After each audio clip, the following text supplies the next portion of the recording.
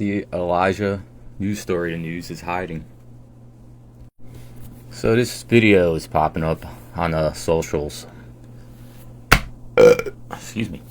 For days now. Easily a couple of days. I've been seeing this video reposted. And amazingly, I have seen nothing in the news about it.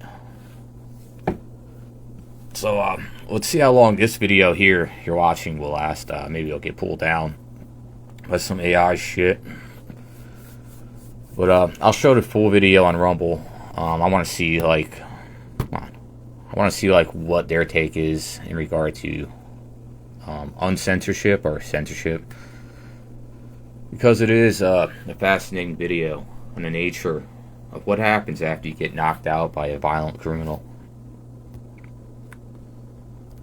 But yeah, I guess I'll say what the video is it's a white girl getting knocked the fuck out. I guess this guy is recording himself knocking out one white girl, and he chases after another or some shit like that, and the little girls are running around. But scientifically, what's interesting to me is after somebody knocks you out, they can do anything they want to you after they knock you out. It's like knocked out, you're just involuntarily asleep. In the video, you can see this guy, he's kneeling over his victim and belligerently barking, shit talking, screaming strange things into her knocked out face. It's a fucking nightmare. Where I grew up, you were ready to fight for your life at all times. Just walking down the street when you saw another person. But one thing that kind of fucked people up was treating people with dignity. You could see it fuck their heads up.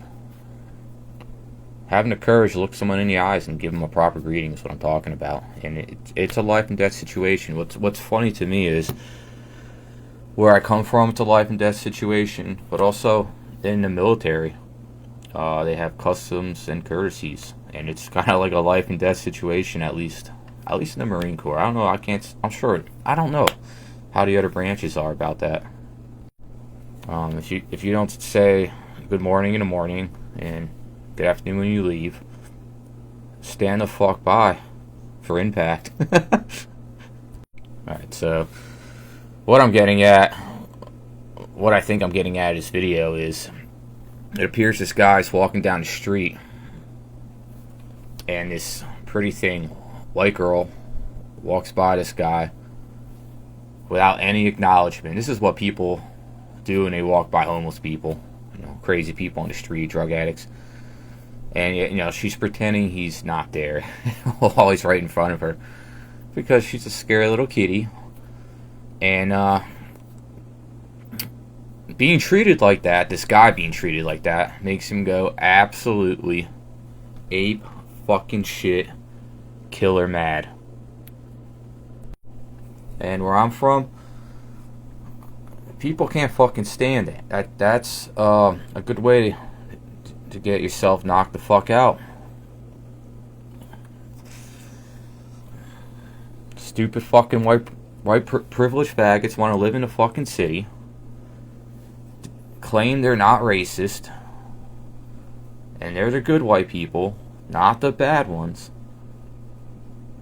And then they do things like they join in the crowds over there in the cities. They hate the right wing of politics. They hate the U.S. Constitution. They join every leftist protest out there, to prove it. And bam, this happens to them. Sorry, my recording device fucking sucks, and that's why you hear a lot of distortion and taps. I gotta keep it fucking running. But anyway, I don't get mad when I see shit like this. And I hate to say it, but I fucking love it. I love it when these good white people, not the bad white people in the cities, put themselves in these situations and get their asses handed to them. Because they're white people traitors. They're attacking white people. They're attacking the United States of America. My school teachers were kind of like this. They They try to act like they adored all the kids. They were with them. They're the good whites. They actually, one day, my history teacher showed us a anti-Second Amendment video. But look, I just want to talk about that story, really. And I guess one more rant. You know, I survived the ghetto. But I also woke up in it like I was in the movie The Matrix. And when I woke up, I got the fuck out of the ghetto. It gives me a flashback. There's a documentary called Urban Survival. It's also about getting out of the city before some crazy shit happens. And in this documentary, it starts out with showing videos from some hidden archive they uncovered of the National Guard firing volleys of bullets into crowds of rioters during the Great Depression in the United States of America. Unfucking believable. I wouldn't believe it unless I fucking saw it. So, then goes on to explain there's this organization that helps basically anybody get out of the city, get a house in the countryside, to get land, animals, whatever, a job, make a living somehow. And it featured a third world black dude wearing a cowboy hat with his own farm and his own kids running around. And I guess they'll help out people even from third world countries too. But alright, I'm done talking. I'm out. If my brain allows it, I'll find that documentary, Urban Danger, and I'll put a link to it in the description. I have more projects coming up. Like, subscribe.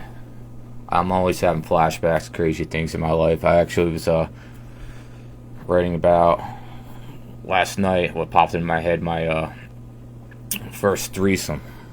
Yeah. And I think I was lucky to be alive to survive it because it was all too good to be true. The girls were good looking. And I think I saved my life indirectly by talking about things with so much absolution. Alright. I'm out of here.